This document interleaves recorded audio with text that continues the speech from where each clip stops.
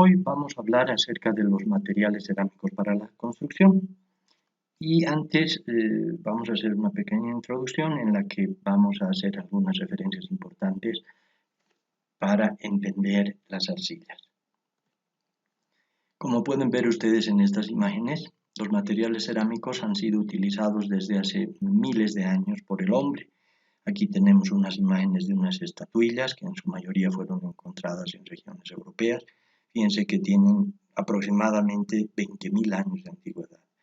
Después podemos encontrar en restos de la cultura sumeria, de la civilización sumeria en Mesopotamia, estatuillas con alrededor de 4.500 años de antigüedad, como estas que ven aquí en la parte derecha. Y también en el Egipto antiguo se tienen estos hermosos restos encontrados de cerámica vitrificada o cerámica revestida, esmaltada, con esa coloración azul, de también más o menos 4.500 años de antigüedad. Aquí tienen ustedes otras hermosas imágenes de los bajos relieves del Palacio de Darío en Susa, en lo que actualmente es Irán, con aproximadamente 2.400 años de antigüedad. Y abajo tienen una reconstrucción, digamos, de la famosa puerta de Istar en Babilonia, en lo que ahora es Irak, que también tiene una antigüedad de 2.500, 2.600 años. Esto lamentablemente ya no se encuentra en su lugar de origen. Esta reconstrucción se ha hecho en el Museo de Berlín. Aquí tienen otras muestras del manejo del material cerámico, en este caso por parte de la dinastía Qin en China, con aproximadamente 2.250 años de antigüedad, en la forma de estos llamados guerreros de terracota, que como ven ustedes tienen una perfección admirable en sus acabados. Y en la parte derecha pueden ver ustedes la cubierta de una de las más bellas mezquitas que hicieron los musulmanes, en este caso en la ciudad de Isfahán, en el actual Irán, con más o menos 1.250 años de antigüedad. Bien, en general, como hemos visto ya, los materiales cerámicos han sido utilizados desde hace miles de años. El descubrimiento de las propiedades del barro cocido, tanto para resistir esfuerzos mecánicos como para resistir el paso del tiempo, significó un salto cualitativo en el desarrollo de la tecnología de los materiales de construcción, puesto que permitía utilización y obtención, además de materiales resistentes y durables, en lugares donde no habían muchas piedras naturales y solo se disponía de arcilla. La palabra cerámica proviene del griego cerámicos y significa tierra cocida. Entonces, los materiales cerámicos son materiales no metálicos en base a arcilla, es decir, minerales a base de silicatos, generalmente cristalinos y muy frágiles, como vamos a ver cuando estudiemos las propiedades. La arcilla es un material muy ampliamente distribuido en la superficie terrestre y se origina en la descomposición de feldespatos, granitos, gneiss y otras rocas. Esta descomposición es causada por agentes físicos, la erosión, el congelamiento, el viento, el granizo, etc., y la acción de agentes químicos también.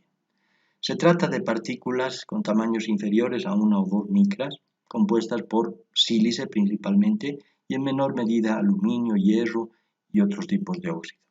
Los principales grupos son las kaolinitas, las hilitas, llamadas también micas, y las montmorillonitas. Si bien ustedes van a estudiar con más profundidad la arcilla en la materia de mecánica de suelos, ahora vamos a hacer referencia a algunas de sus características. Una de ellas que necesitamos para explicar por qué la arcilla puede ser moldeada es la adsorción. La arcilla tiene una estructura laminar basada en el famoso tetraedro de sílice, es decir, un conjunto en el que existe un átomo de sílice en el interior rodeado de 4 átomos de oxígeno. Este tetraedro está enlazado a átomos de otros metales, principalmente aluminio, en menor medida hierro y otros metales, y grupos hidroxilo, etc. Esto le otorga cargas negativas en la superficie, como vamos a ver en una imagen posterior. Estas cargas negativas atraen cationes, es decir, iones metálicos y agua. Mientras más agua es absorbida, la arcilla se expande, sus enlaces interlaminares se debilitan y esta va adquiriendo plasticidad. Aquí tienen ustedes en la imagen de la izquierda un esquema de cómo es el tetraedro de sílice. Como pueden ver, existe un átomo de sílice en el interior, en la parte central, rodeado de 4 átomos de oxígeno. Y aquí ven ustedes cómo muchos de esos tetraedros de sílice, como podemos ver aquí en diversas partes, ¿no?, están enlazados entre sí y enlazados a su vez a otro tipo de componentes. Y entonces fíjense ustedes el orden de magnitud que tiene las distancias aquí entre las capas de átomos, ¿no? Aquí tenemos, por ejemplo, 10 angstroms, 7,2 angstroms, etc. Como ustedes saben, un angstrom es 1 por 10 a la menos 10 metros. Aquí tienen ustedes una imagen que representa la absorción. Fíjense ustedes que aquí hay una presencia de átomos de oxígeno en la periferia de estas láminas, ¿no? Esa concentración de átomos de oxígeno en la periferia de las láminas, como pueden ver aquí, aquí, aquí, hace que haya una concentración de cargas negativas. Entonces podemos hacer un esquema como este, donde se ve aquí la superficie de una lámina de arcilla. Fíjense entonces que las arcillas aquí tienen una estructura laminar, ¿no? Esas láminas de arcilla entonces pueden ser mostradas esquemáticamente de esta manera, y aquí se ve como los dipolos de agua, las moléculas de agua, que como hemos explicado antes son dipolares, con un extremo positivo donde hay concentración de átomos de hidrógeno y otro extremo negativo donde está la concentración del átomo de oxígeno. Se pegan entonces a la superficie esta de la arcilla, produciendo el fenómeno que se conoce como adsorción. Entonces, en la medida en que la arcilla va absorbiendo a estas moléculas de agua, las arcillas se van volviendo plásticas. La cantidad de agua puede variar grandemente de acuerdo al tipo de arcillas y se considera que puede estar entre el 15 y el 50%. Entonces, esta plasticidad lograda por la absorción de agua llega a un máximo y luego si se va aumentando agua, la plasticidad va disminuyendo y se forma una cosa llamada fluidificación.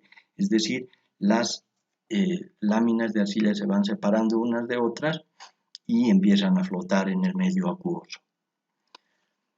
Por el contrario, cuando se elimina agua, se produce una contracción. Vamos a hablar un poquito ahora acerca de las diferentes arcillas para diferentes tipos de productos cerámicos.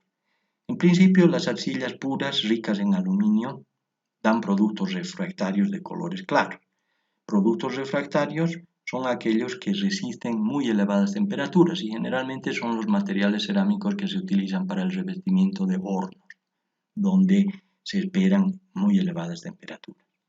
Existen también las arcillas ricas en aluminio y pobres en hierro, generalmente son las kaolinitas, que dan coloraciones amarillas o grises y se emplean en la fabricación de losas.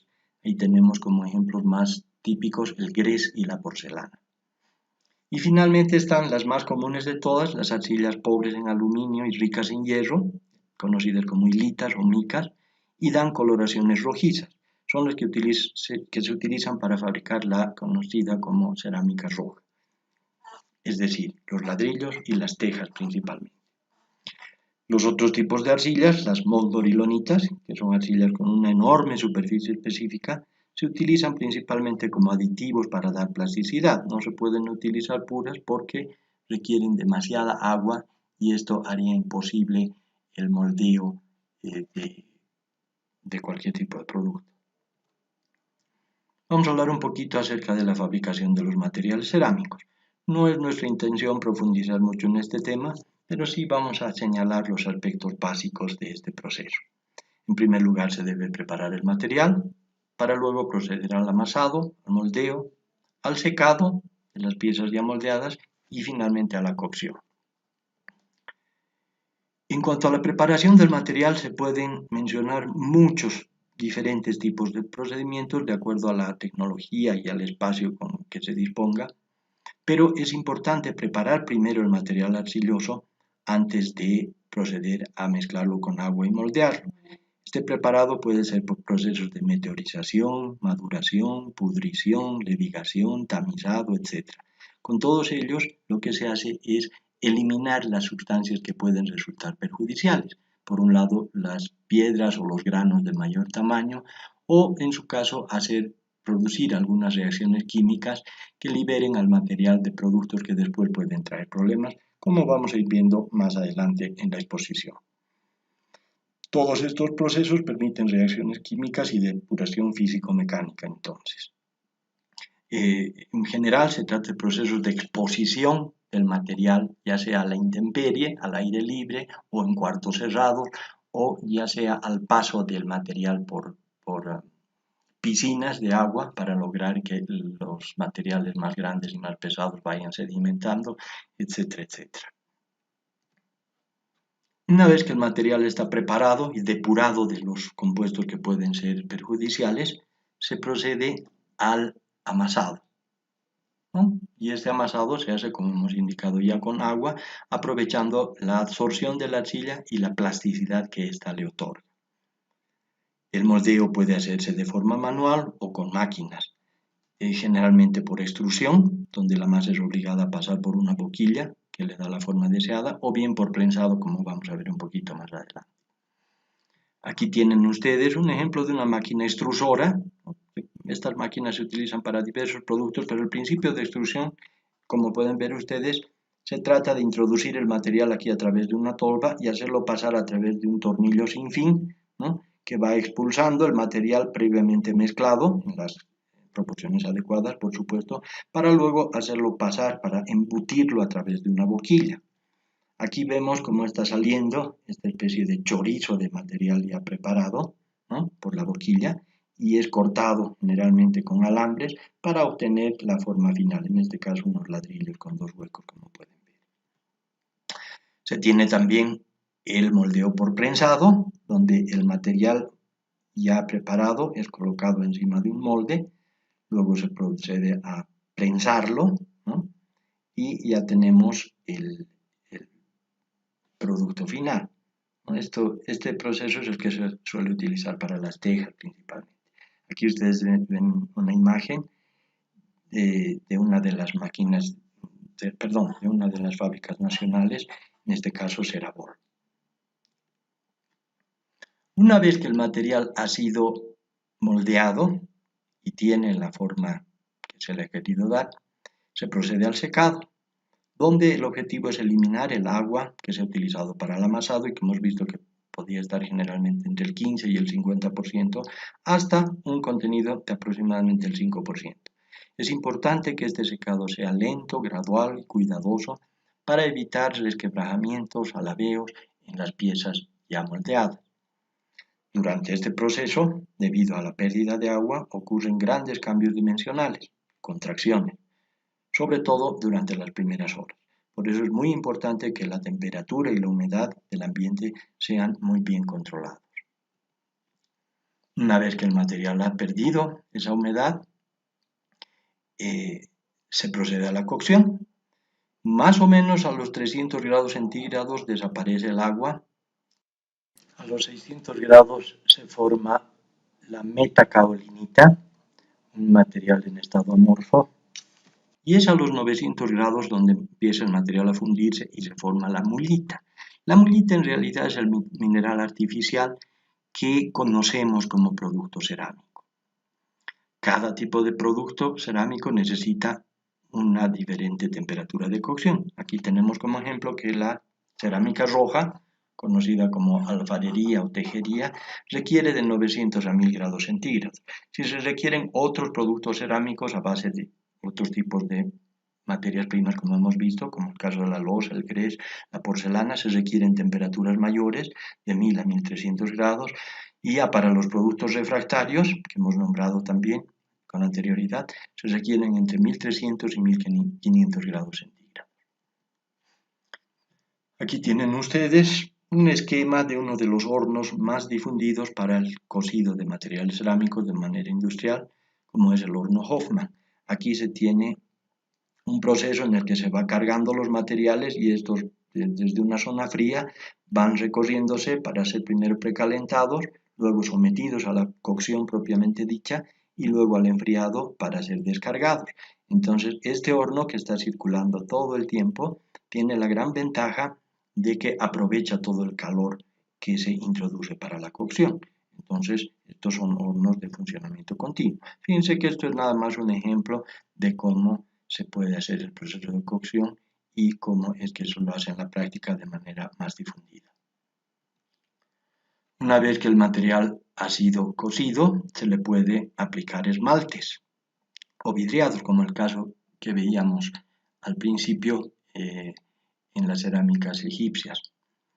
El esmalte o vidriado es la aplicación de un recubrimiento superficial para darle hermosura y principalmente impermeabilidad. Pueden ver ustedes aquí un ejemplo de una baldosa esmaltada. El caso del vitrificado es diferente, es la elevación de la temperatura de cocción por encima de los 1000 grados para determinados tipos de materiales cerámicos, como hemos visto un poquito antes, y de esta manera se obtienen productos más compactos y de mayor calidad, partiendo obviamente de otras materias primas. El vitrificado da como propiedad una absorción muy pequeña. Es el caso concreto del grés y la porcelana. Ahora vamos a ver de manera general las principales propiedades de los materiales cerámicos y más adelante las vamos a comparar con el caso de los materiales metálicos y de los polímeros, tanto los polímeros naturales, como es el caso de la madera, con la celulosa, y los polímeros artificiales, como es el caso de los plásticos. En principio podemos decir que los materiales cerámicos son duros, no tienen estructura molecular, son frágiles por sus enlaces iónicos y covalentes, son porosos y tienen grietas debido a la pérdida de agua en el momento del secado, tienen elevada resistencia a compresión y baja resistencia a tracción. En esto son muy parecidos a los hormigones, ¿no? Los hormigones de cemento principalmente. Son muy resistentes a los agentes agresivos y a la corrosión, y esta es probablemente la razón por la que hemos visto restos de materiales cerámicos con 4000, 5000, incluso 20000 años de antigüedad. Es decir, el material cerámico es tan resistente al intemperismo que puede ver el paso del tiempo prácticamente sin ser afectado. También son buenos aislantes térmicos y eléctricos, lo que puede utilizarse para algunas aplicaciones. Y finalmente tienen un elevado punto de fusión, lo que es característico especialmente en el caso de los materiales refractarios que ya hemos mencionado. Bien, ahora vamos a hablar acerca de los ladrillos, en vista de que se trata del principal producto cerámico para la construcción. El ladrillo es un material tan difundido en nuestro medio que es característico de la ciudad de La Paz, el color anaranjado de los ladrillos de sus edificaciones, que como ustedes bien saben, en su mayor parte están sin revestimiento. Existe una norma boliviana que clasifica los ladrillos cerámicos en ladrillos huecos y macizos. Los ladrillos huecos se clasifican a su vez en ladrillos de relleno, los que conocemos como de 6 huecos, y ladrillos estructurales, que son conocidos como ladrillos de 18 huecos. Aquí tienen ustedes unas imágenes de ambos tipos de ladrillos. En la parte izquierda tenemos un ladrillo estructural o gambote de 18 huecos, como se lo conoce también, y en la parte derecha tenemos uno de los ladrillos, el ladrillo más común en nuestro medio, que es el ladrillo de 6 huecos, que de acuerdo a la norma se trata de un ladrillo de relleno. En este caso, estructural quiere decir que está destinado a soportar cargas, ¿no? Es un ladrillo portante. En cambio, el ladrillo de relleno se llama así porque no está destinado a soportar cargas, aunque en la práctica puede hacerlo y lo hace de hecho en muchas ocasiones, pero es un ladrillo para cerramiento, por eso se llama ladrillo de relleno, es decir, se conforma un marco generalmente con pilares y vigas de hormigón y luego ese espacio es rellenado por estos ladrillos. Nuestras normas de requisitos y especificaciones son la 12-11-001 para los ladrillos huecos y la 12-11-003 para los ladrillos macizos. La norma intermedia, es decir, la 12-11-002, es la norma que describe los ensayos para controlar la calidad de ambos tipos de ladrillo. Una de las primeras propiedades que nos interesan en los ladrillos es la resistencia a compresión, que puede ser muy variable. En la norma nacional se especifican 2 megapascales para los ladrillos de relleno y 20 megapascales para los ladrillos estructurales. Fíjense ustedes entonces que estos 20 megapascales son más o menos, es más o menos la resistencia que se especifica para un hormigón común aquí en nuestro medio, ¿no? En el caso de los ladrillos gambotes o macizos, sin huecos, se especifican de 1.5 a 20 megapascales en función de la utilización que se les vaya a dar, obviamente.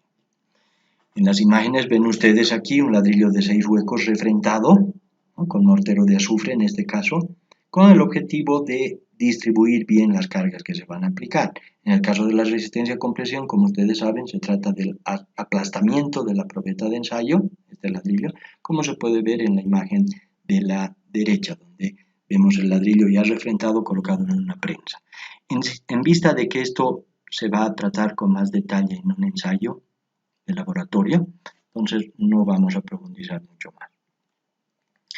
Aparte de la resistencia a compresión, tenemos otras características, como es el caso de las características geométricas. Los ladrillos deben tener dimensiones más o menos homogéneas. La norma boliviana especifica una tolerancia de 3% para los ladrillos huecos con relación a la dimensión nominal. Es decir, la dimensión nominal es la dimensión que indica el fabricante. En nuestro país no tenemos dimensiones normadas, o sea, la norma no dice qué tamaños tienen que tener los ladrillos. Estas dimensiones vienen dadas por los fabricantes.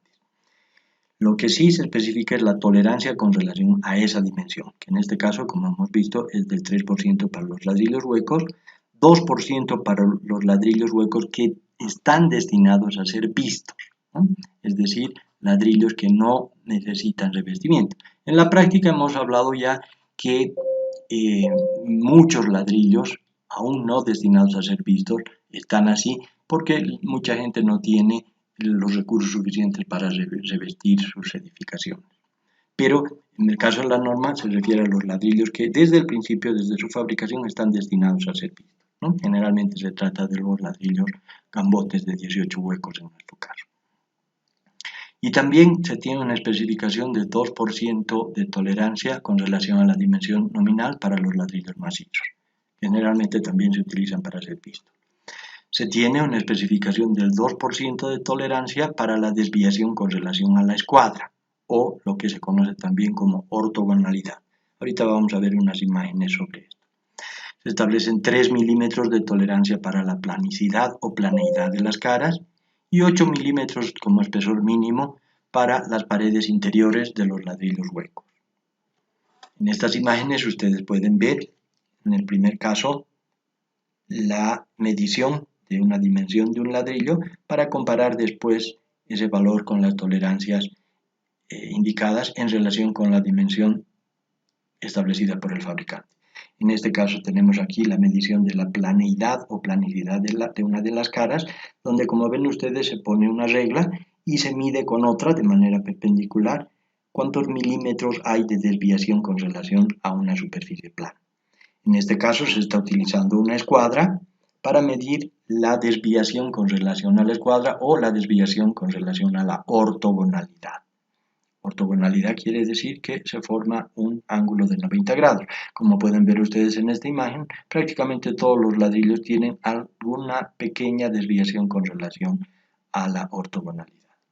Y en este último caso vemos la medición de una de las paredes interiores de un ladrillo de 6 huecos, en este caso, que como hemos visto debe ser por lo menos de 8 milímetros.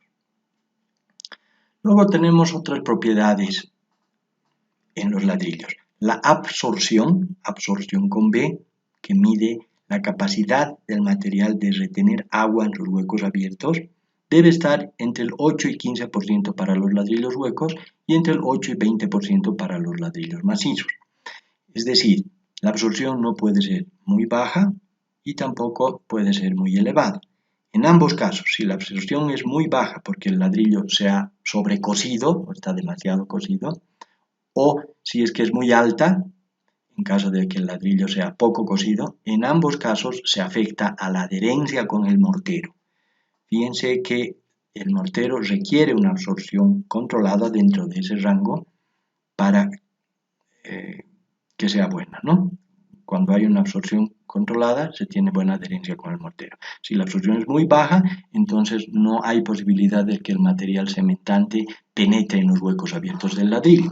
Y si la absorción es muy alta, entonces se forma una interfase con una relación agua-cemento muy alta que va a afectar también a la adherencia. En el caso de los ladrillos macizos, el límite es un poco diferente, es de 8 a 20%. En el caso de la absorción muy alta, también esta afecta la resistencia al congelamiento. ¿Por qué? Porque cuando hay mucha agua contenida en los huecos abiertos del ladrillo, entonces esta agua cuando se congele va a afectar demasiado a la resistencia al intemperismo cuando esta se congele, ¿no? En otras normas, concretamente en las normas ASTM, existen ensayos especiales para ver estas dos cosas. Se tiene, por ejemplo, el coeficiente de saturación en la norma ASTM C67, que mide la resistencia al congelamiento. El coeficiente de saturación es la relación entre la absorción en agua fría y la absorción en agua hirviendo. Se sabe que cuando el agua hierve es capaz de penetrar mucho más profundamente en los huecos abiertos del material. Es decir, la absorción en agua hirviendo es siempre mayor que la absorción en agua fría. Entonces el coeficiente de saturación muestra esa relación. Cuando el coeficiente de saturación es más grande, ¿no? Quiere decir que hay menos huecos pequeños donde puede expandirse el agua, por lo tanto, cuando se congela, por lo tanto, hay menor resistencia al congelamiento. Cuando el coeficiente de saturación es más pequeño, menor, entonces hay mayor resistencia al congelamiento porque hay mayor espacio para que el agua se expanda en esos huecos más pequeños. Generalmente el coeficiente de saturación en los ladrillos está entre el 95 y 97, 98%. La norma STM tiene también un ensayo especial para ver la adherencia, se trata del ensayo de succión.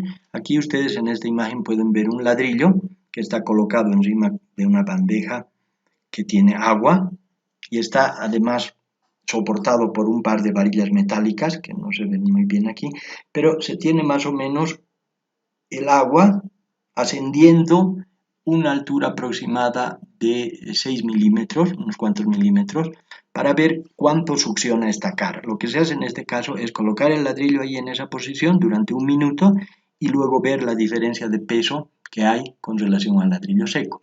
Entonces se examina la capacidad de succión de una cara del material. De esta manera se puede tener una idea acerca de su capacidad de adherencia con el mortero. Vamos a hablar un poco más de esto en los laboratorios correspondientes. Luego se tiene la resistencia al congelamiento y descongelamiento, o la llamada eladicidad. Este ensayo consiste en someter al material a una probeta de ladrillo a 25 ciclos de congelamiento y descongelamiento. Y luego de estos ciclos se observa si existen exfoliaciones, fisuras, desconchados, fisuras estructurales, grietas, etc. En caso de duda, se puede someter a compresión las probetas gemelas, es decir, la mitad que se ha sometido al ensayo de congelamiento y la otra mitad que no ha sido sometida a ese congelamiento y se examina la diferencia de resistencia. En otras normas extranjeras suele utilizarse ese valor como la referencia. También. Entonces, en este caso tienen ustedes una figura aquí que muestra una probeta que ha sido sometida a congelamiento y descongelamiento, a 25 ciclos. Y fíjense cómo en este caso este ladrillo ha sufrido serios deterioros, ¿no? Inclusive pérdida importante de material en algunas secciones. Luego tenemos el contenido de sales solubles que causan manchas o fluorescencias o los caliches o nódulos de cal. Cuando la materia prima no ha sido bien preparada, hablábamos de eso cuando veíamos el proceso de fabricación de los materiales cerámicos, entonces es común que queden restos de piedras calizas, por ejemplo, que cuando son metidas al horno forman, como ya sabemos, óxido de calcio, que después el rato de hidratarse genera expansión por la hidratación del óxido de calcio para convertirse en hidróxido, ¿no? Entonces, esa reacción que es expansiva, como ya hemos visto, puede generar este tipo de fenómenos, ¿no? Que se conoce en material cerámico como caliche, es decir, nódulos de cal, óxido de cal que se ha hidratado, después ha aumentado de tamaño y ha producido este tipo de efectos. En el caso de las eflorescencias, se trata de sales solubles que son extraídas por el agua que penetra en los huecos abiertos del material y que luego cuando sale en contacto con el dióxido de carbono del ambiente produce unos recubrimientos blanquecinos generalmente que son una muestra de que esas sales que estaban en el interior del material al salir y entrar en contacto con el aire han cristalizado. Ni las eflorescencias ni los caliches tienen influencia importante en la resistencia, pero sí, sobre todo en el aspecto estético de los productos. Existen también otras condiciones para los ladrillos. Los ladrillos deben tener masa homogénea, no deben tener grietas, es decir, fisuras que atraviesen el espesor de las paredes, ni oquedades. Deben tener aristas vivas y caras planas, como hemos visto ya. El color debe ser homogéneo para no mostrar deficiencias en la cocción. Deben tener un sonido metálico por percusión, es decir, cuando se los toca tienen un sonido característico. Y deben tener facilidad de cortado. Ahora vamos a hablar acerca de las tejas, que son otro material cerámico importante. La norma nacional para las especificaciones es la NB 1211004. La norma boliviana, las tejas se clasifican por el tipo de sección transversal. Se clasifican en tejas planas, tejas de sección C o doble C y tejas de sección S. En la práctica, en nuestro medio, a estas tejas con sección C las conocemos como tejas coloniales y a la sección S las conocemos con diferentes nombres en función del tipo, pero generalmente se trata de tejas de tipo española o italiana. El método de fabricación para las tejas puede ser tanto el prensado como el extrusado. Las tejas pueden clasificarse también por el dispositivo de montaje. Pueden ser tejas con encaje de cabeza o lateral. Esto se refiere al dispositivo que se dispone para unir una teja con otra, tanto en el sentido horizontal, en el sentido longitudinal de la teja como en el sentido transversal.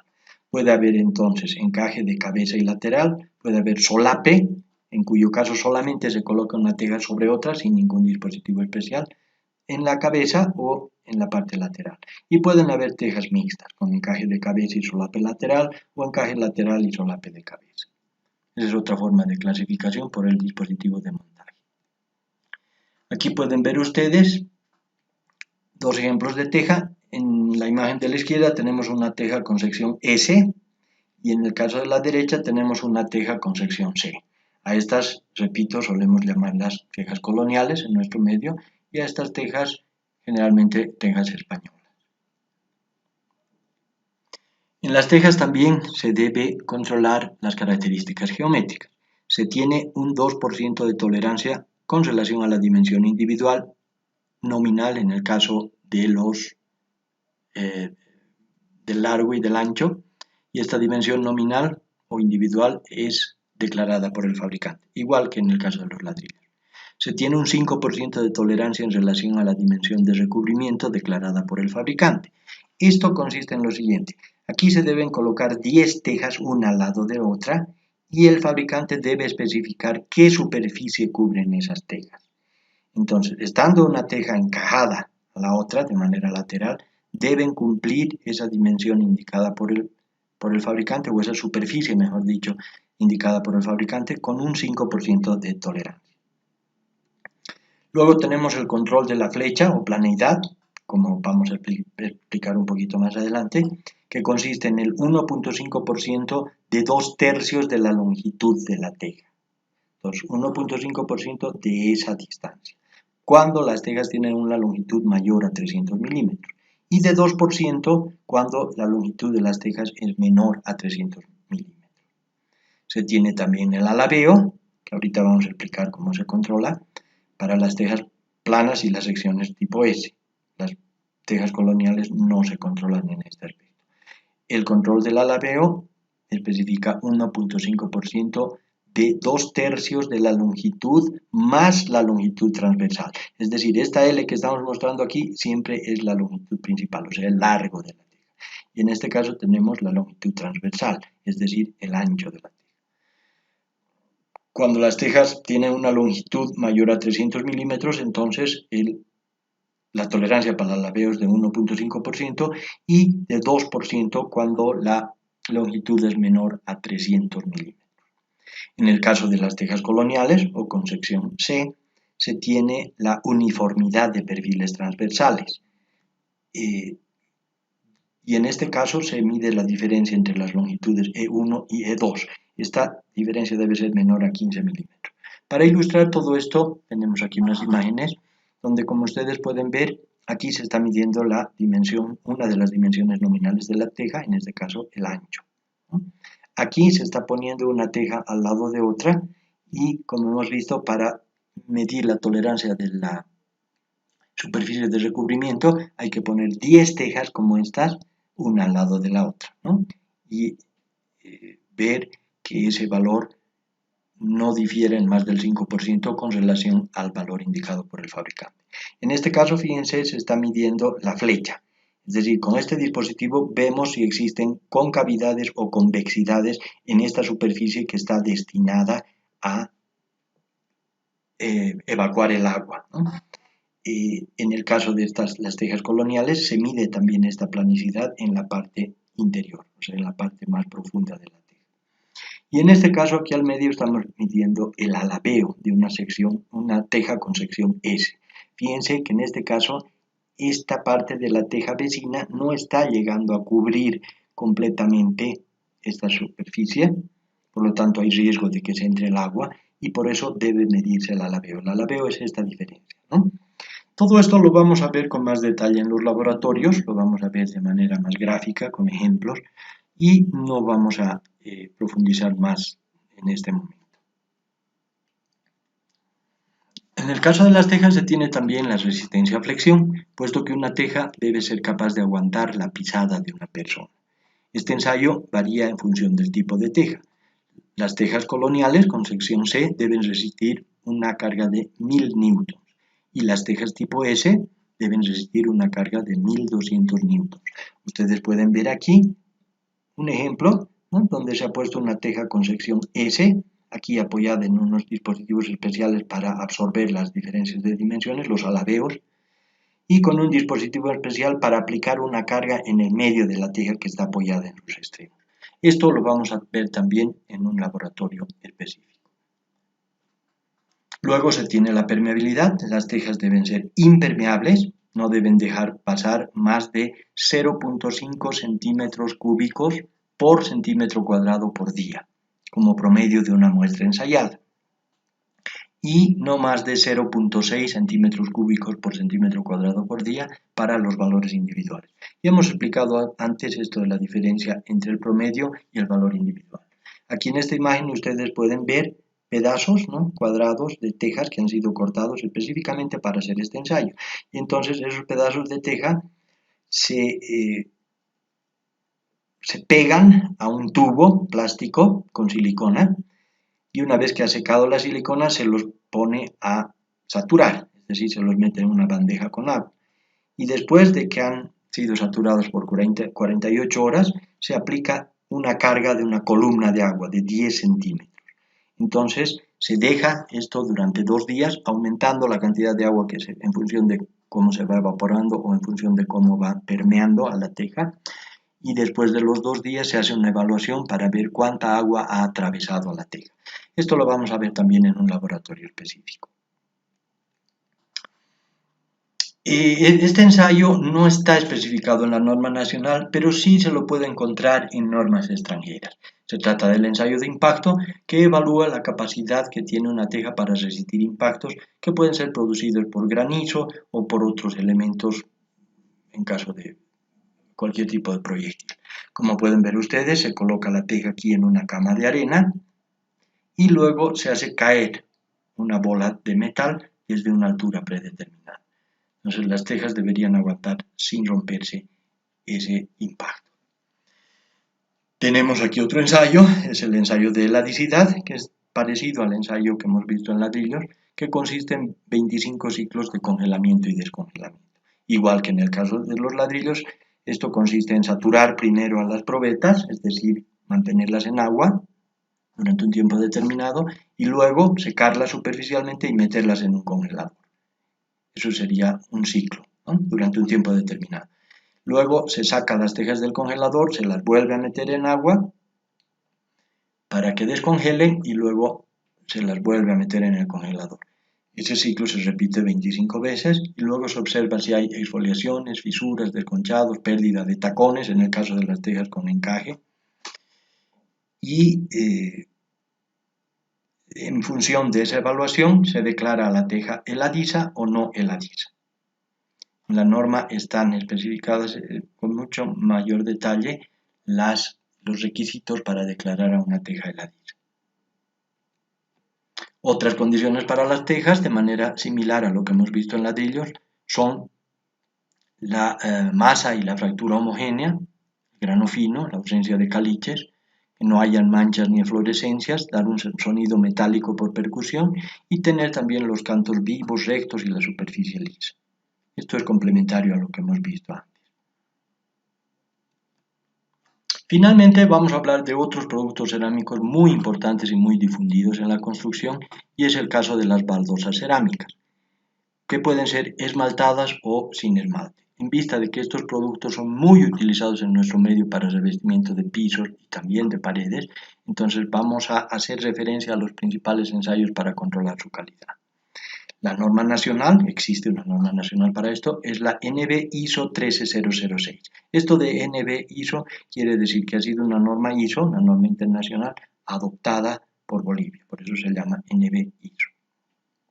En el caso de las baldosas cerámicas, se controla la tolerancia dimensional, que tiene muchos ensayos, no vamos a entrar aquí en el detalle de describirlos uno por uno, vamos a hablar un poquito más de esto en el laboratorio correspondiente, pero fíjense ustedes que en el caso de las baldosas, ¿no?, se puede controlar varios tipos de alabeos, varios tipos de ortogonalidades y la planicidad de las caras y de los lados, etcétera, etcétera. Entonces, las dimensiones nominales, etcétera.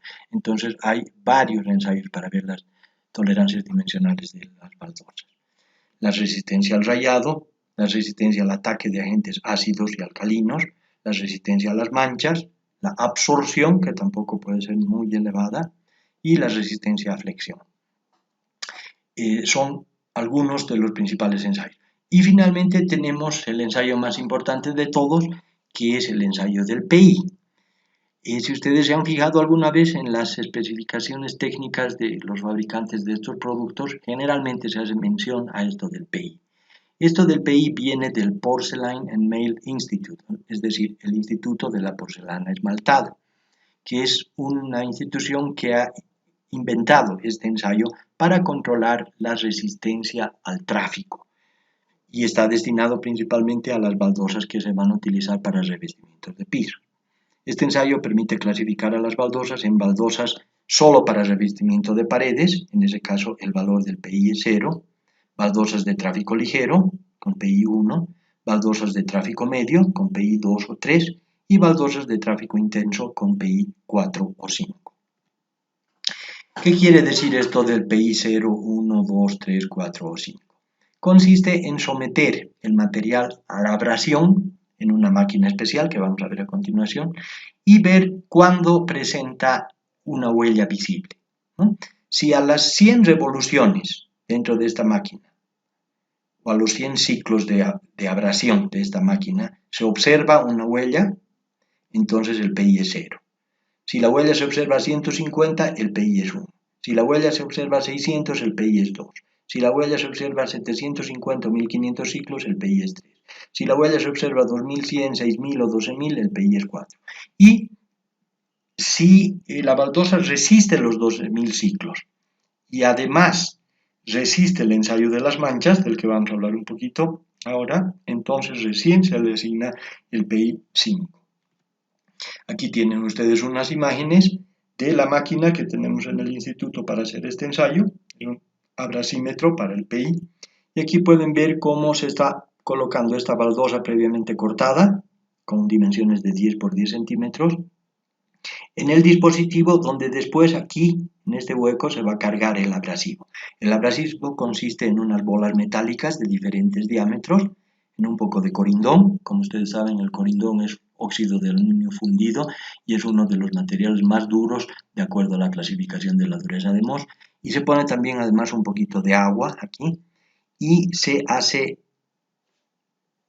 rotar todo este conjunto. Una vez que se ha metido el abrasivo y se ha tapado, entonces se somete esto a un montón de ciclos, ¿no? Y después se saca la baldosa y se la examina bajo unas condiciones de iluminación y de distancia dadas para ver si es que se presenta o no se presenta la huella. Vamos a ver con más detalle esto en el laboratorio correspondiente. Aquí se tiene un ejemplo de baldosas que están siendo sometidas al ensayo de las manchas, ¿no? También baldosas cerámicas esmaltadas. En este caso, las probetas son sometidas a 3 agentes manchadores, como pueden ver ustedes.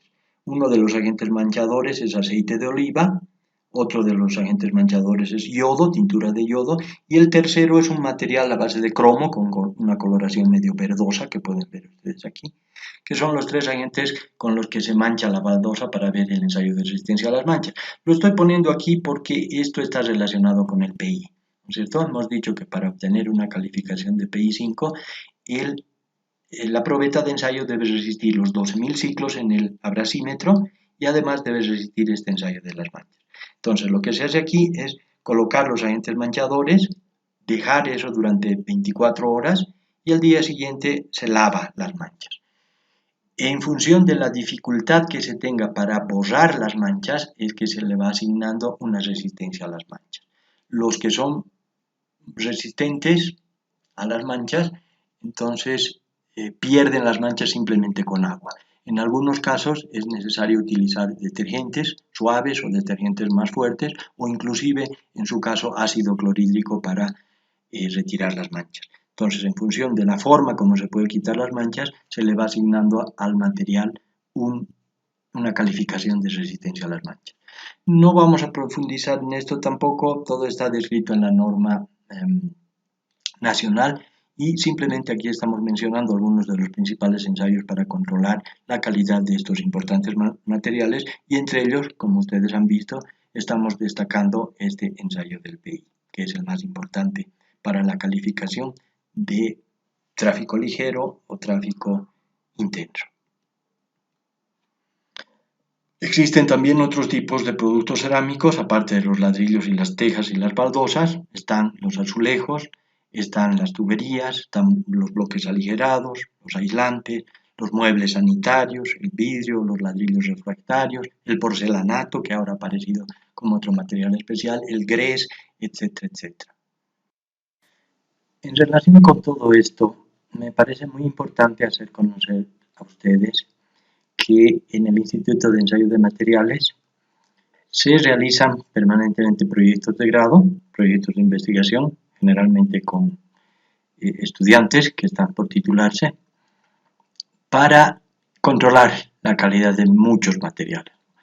Es bueno que ustedes sepan que se han hecho 2 proyectos para el control de baldosas esmaltadas que se comercializan en nuestro medio. Se ha hecho un proyecto para el control de la calidad de tejas. Se han hecho al menos 2 proyectos para el control de ladrillos y ustedes pueden encontrar en los archivos del instituto, en la biblioteca del instituto y en las oficinas del área de materiales los resultados de estas importantes investigaciones.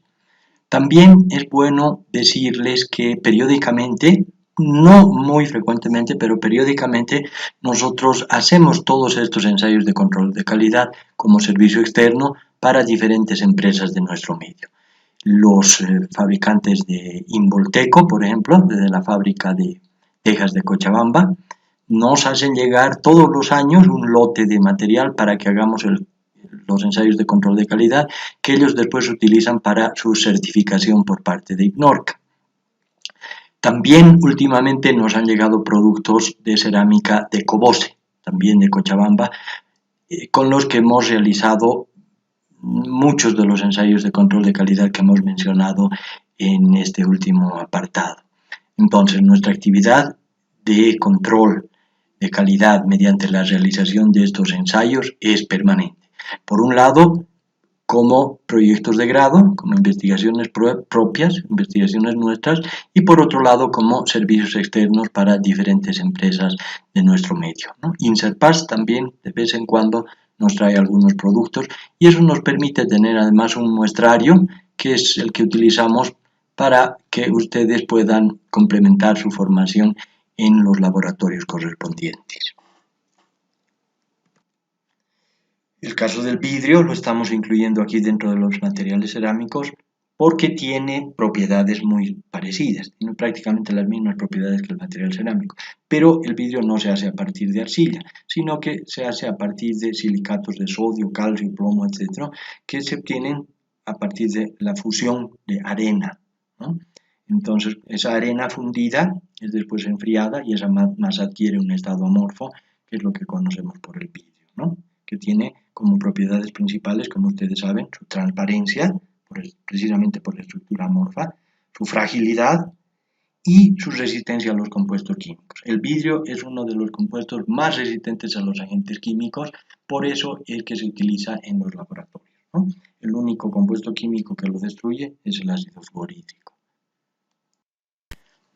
En Bolivia tenemos ya algunas normas para el vidrio destinado a la construcción. La más importante de ellas es la NB 728004, que se llama Vidrios Planos de Seguridad para la Construcción Requisitos.